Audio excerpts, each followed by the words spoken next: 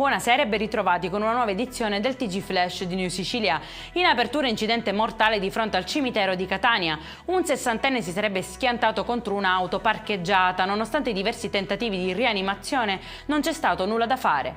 Tragica scoperta invece a Petrosino nel Trapanese. Un uomo di circa 50 anni è stato trovato privo di vita nei pressi della cantina sociale. La salma è stata trasferita all'obitorio e si indaga per chiarire le cause del decesso.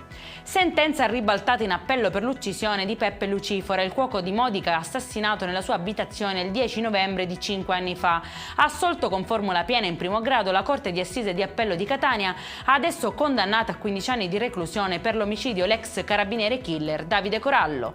Rinviati a giudizio con l'accusa di falsa testimonianza vescovo e parroco nell'Ennese. Sono accusati di aver mentito in aula durante il processo contro il sacerdote Giuseppe Rugolo, condannato a 4 anni e mezzo di carcere per violenza sessuale a danno di minori. È in chiusura il meteo per la giornata di domani, si prevede bel tempo su quasi tutta l'isola, a eccezione di Messina dove la Protezione Civile regionale ha diramato allerta gialla. Per questa edizione è tutto, prossimo appuntamento domani alle 13:30, buona serata.